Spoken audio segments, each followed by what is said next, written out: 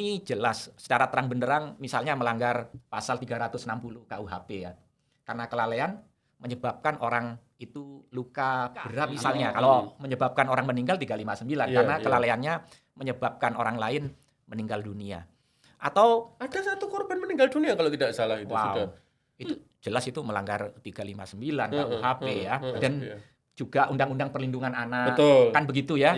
Dan juga Undang-Undang Pangan, misalnya di pasal 86 ayat 2, Undang-Undang 18 tahun 2012 ya.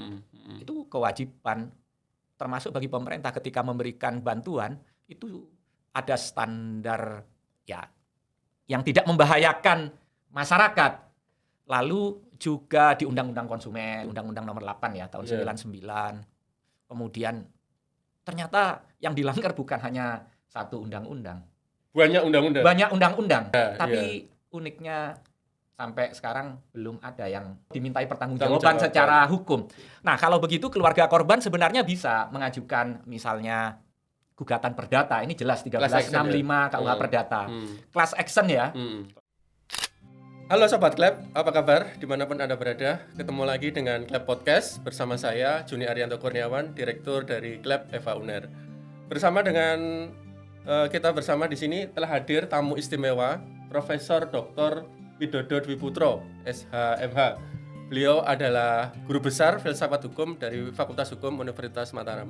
Selamat pagi, Cak Wid. Apa kabar? Ya, selamat pagi. Suatu kehormatan bagi Eva Uner kedatangan seorang guru besar tamu istimewa dari Fakultas Hukum Unram yang juga merupakan kawan karib saya sendiri ya, baik secara intelektual maupun secara pribadi. Beliau ini adalah salah satu panutan saya karena merupakan seorang filsuf yang tidak hanya sekedar merasa nyaman di kampus, tetapi juga senantiasa menyalurkan keresahan-keresahannya untuk juga mencermati problem-problem yang ada di masyarakat, dan yang terpenting tidak tidak segan untuk juga turun ke masyarakat, mengadvokasi masyarakat. Salah satunya pada waktu itu kalau tidak salah mengadvokasi masyarakat di pulau di dekat Lombok yang dibuat wisata Gili Trawangan ya. Gili Trawangan. Pada waktu itu betul ya? Kalau itu sejak mahasiswa. Sejak mahasiswa sampai menjadi seorang dosen dan guru besar. Konsistensinya luar biasa. Iya, bersama kawan-kawan muda. Ya. Di sini Profesor Widodo atau yang biasa saya panggil Cak Wid, beliau ini adalah profesor yang sangat humble, itulah mengapa saya sangat mengagumi beliau.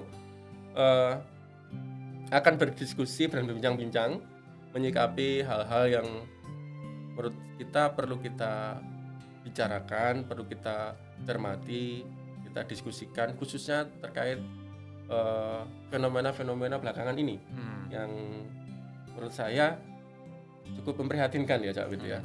Contohnya kasus MBG yang merupakan program prioritas pemerintah, tapi ternyata dalam perjalanannya penuh dengan masalah, dan masalah itu menurut saya sangat-sangat serius karena banyak siswa yang ternyata keracunan. Dan bahkan angkanya itu mencapai ribuan. Yang sayangnya oleh Ketua Badan Gizi Nasional hanya dikatakan kurang signifikan angka tersebut. Nah, menurut Cak Wid gitu, bagaimana mencermati hal-hal ini? Silakan Cak Wid. Iya. Jadi ya itu sangat menyedihkan ya. Menurut data 6.000 sampai 8.600-an korban. Dan itu saya kira seperti puncak gunung es. Karena banyak juga yang tidak dilaporkan. Betul. Karena banyak sekolah atau guru yang takut karena ya ditekan ya, atau tertekan. Jadi dan itu bukan di satu tempat. Dan uniknya itu berulang. Misalnya ketika launching pertama, korbannya sudah ratusan. Dan Badan Gizi Nasional mengatakan di media akan mengevaluasi. Tapi nyatanya kemudian terjadi pengulangan. Bahkan di satu sekolah itu terjadi pengulangan, berulang kali sudah jatuh korban dan ada korban lagi itu di Bandung Barat ya.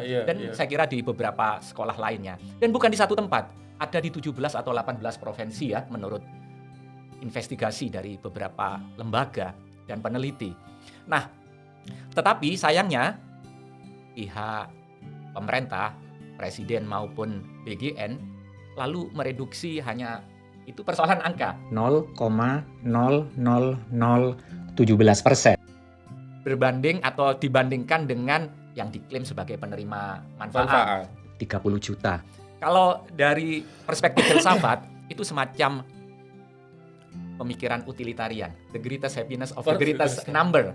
Ya karena jumlah penerima manfaat mayoritas itu lebih besar, lalu korban yang misalnya 8.600 siswa, anak-anak, itu dianggap ya itu hanya masalah statistik belaka, direduksi hanya menjadi persoalan angka.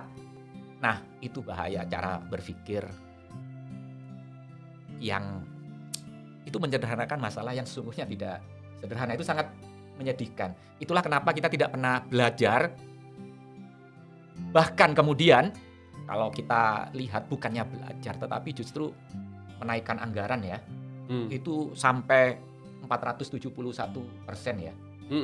Budget untuk tahun 2026 itu 335 triliun untuk tahun 2026. Wow.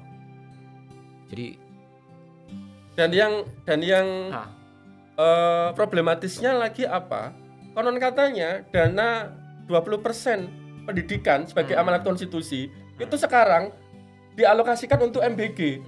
Sehingga dana BOS, dana pembangunan infrastruktur sekolah-sekolah, pengadaan buku dan lain sebagainya itu menjadi tersita dalam tanda kutip ya untuk dialihkan ke situ. Itu bagaimana? Apakah tidak itu sebagai suatu pelanggaran konstitusi? Iya. Ya, selain pelanggaran konstitusi, MBG ini tidak dilakukan dengan perencanaan yang matang ya. Betul. Tidak berbasis riset dan juga tidak melakukan asesmen yang mendalam. Nah, itulah kenapa MBG ini dilakukan secara reaktif karena memang tidak berbasis data. Nah, akibatnya ketika implementasi di lapangan ternyata ada persoalan-persoalan yang mungkin tidak dibayangkan oleh pengambil kebijakan karena pengambil kebijakan program ini hanya mengandalkan intuisi dan janji-janji populis ketika kampanye. Nah, itulah kenapa kemudian secara reaksioner lalu mengambil anggaran alokasi pendidikan yang itu sebenarnya amanah dari konstitusi. Jadi demi program populis lalu mengorbankan alokasi anggaran yang sebenarnya sudah diwajibkan oleh konstitusi. Nah, dan implementasinya ternyata bukan, ini kan klaim ya, misalnya seperti Wamen, ini bisa meningkatkan kecerdasan, siswa nanti matematikanya jadi bagus. Ya, bahasa Inggrisnya juga bagus, kan seperti itu ya. Kalau Menteri Agama bilang, ini rahmatan lil alamin, misalnya seperti itu ya. Ya, jadi lebih ke retorika. Bayangkan, ini sangat berbahaya ya. Jadi maksud baik itu tidak cukup kalau tidak inkompeten. Bahkan ini justru lebih berbahaya dari kejahatan itu sendiri. Mengapa? Ya karena ini tidak dilihat sebagai kejahatan, tetapi korban. Ini kan seperti perdebatan apakah ini pelanggaran HAM atau tidak, kan begitu ya. Kalau Mas Herlambang, dosen Unair ya, kawan kita ini mengatakan ini pelanggaran sekarang HAM. Dosen FAUGM. Oh gitu, FAUGM. Saya kira dahulu memang gitu. Kolega saya, tapi beliaunya sekarang di FAUGM. Saya baru tahu. Oke, jadi dan itu dikantor oleh Menteri HAM ya. Natalius Pigai mengatakan itu bukan. Itu alasannya apa kata Menteri HAM? Alasannya kok bukan pelanggaran HAM? Kurang tahu saya. Nah, alasannya jadi ya karena itu berangkat dari niat baik. Kan gitu ya, tidak ada mens rea, kira-kira seperti itu kalau secara hukum. Yang kedua, dia masih juga mereduksinya secara statistik. Dibandingkan penerima manfaat kan ini hanya 0,00017%. Dan memang kalau secara normatif menurut Undang-Undang 39 tahun 99 tentang hak asasi manusia, kriteria HAM memang di Indonesia, terutama HAM berat itu kan dibatasi persoalan genosida dan kejahatan terhadap kemanusiaan. Tetapi sebenarnya ini cara pandang yang ya itu tadi, menyederhanakan masalah yang tidak sederhana. Ini sebenarnya, wow, ini karena kejadian berulang-ulang, korbannya anak-anak, dan masih juga tetap walaupun katanya sudah dievaluasi, tapi juga kalau kita lihat ya, misalnya karena kita orang hukum ya, kita coba kembali ke hukum. Ini jelas secara terang benderang, misalnya melanggar pasal 360 KUHP ya, karena kelalaian menyebabkan orang itu luka berat atau luka, misalnya kalau menyebabkan orang meninggal 359 karena kelalaiannya menyebabkan orang lain meninggal dunia. Atau ada satu korban meninggal dunia kalau tidak salah itu. Wow. Itu jelas itu melanggar 359 KUHP ya. Seperti ya kecelakaan lalu lintas. Yang satu momen kan begitu ya. Itu pun bisa dijerat, apalagi ini berkali-kali ya. Dan juga Undang-Undang Perlindungan Anak. Betul, dan juga Undang-Undang Pangan, misalnya di pasal 86 ayat 2 Undang-Undang 18 tahun 2012 ya. Itu kewajiban termasuk bagi pemerintah ketika memberikan bantuan itu ada standar ya yang tidak membahayakan masyarakat. Lalu juga di Undang-Undang Konsumen misalnya seperti itu. Di Undang-Undang Nomor 8 ya tahun 99. Kemudian ternyata yang dilanggar bukan hanya satu undang-undang. Banyak undang-undang. Banyak undang-undang. Kan begitu ya?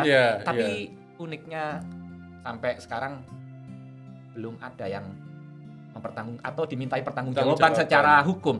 Nah, kalau begitu keluarga korban sebenarnya bisa mengajukan misalnya gugatan perdata. Ini jelas 1365 KUH Perdata. Class action ya. Class action, gugatan perwakilan. Misalnya beberapa perwakilan keluarga korban itu bisa membuat class action atau legal standing. NGO atau lembaga-lembaga, misalnya lembaga konsumen dan sebagainya, atau lembaga-lembaga perlindungan anak, misalnya itu bisa mengajukan legal standing. Legal standing itu tidak mesti harus menjadi korban, dan yang dituntut adalah perubahan kebijakan ya, termasuk seperti citizen lawsuit dan sebagainya. Ya kan begitu ya.